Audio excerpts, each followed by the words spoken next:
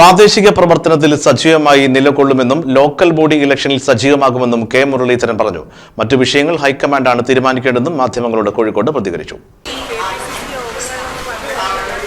ഞാൻ പറഞ്ഞല്ലോ, ഒരു കൊല്ലത്തേക്ക് ഒന്നിലുമില്ല, ലോക്കൽ ബോഡി ഇലക്ഷനിൽ സജീവമാവും എന്ന് ഞാൻ പറഞ്ഞാണല്ലോ.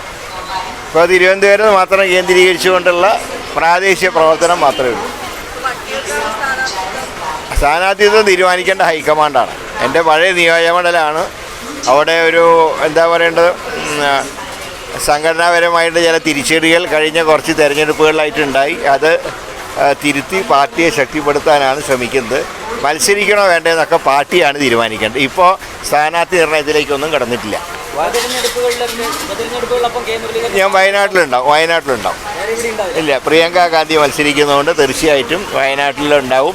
കാരണം നെഹ്റു ഗാന്ധി കുടുംബത്തിലെ ഒരു അംഗം മത്സരിക്കുമ്പോൾ ഒരു കോൺഗ്രസ്സുകാരനും മാറി നിൽക്കാൻ കഴിയില്ല. അതുകൊണ്ട് സജീവമായിട്ട് വയനാട്ടിലുണ്ടാവും. പാലക്കാടും ചേലക്കരയിലുണ്ടാവില്ല.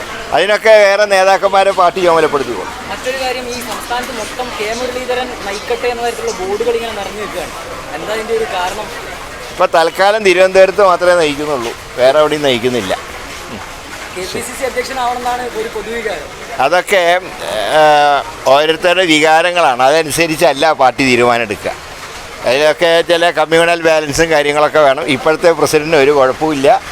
20-ൽ 18-ലും ജയിച്ചത് അദ്ദേഹത്തിൻ്റെ നേതൃത്വത്തിലാണ്. അങ്ങനെയുള്ള ഒരാളെ ഇറക്കി വിടുന്ന ഒരു സാഹചര്യവും കേരളത്തിലില്ല.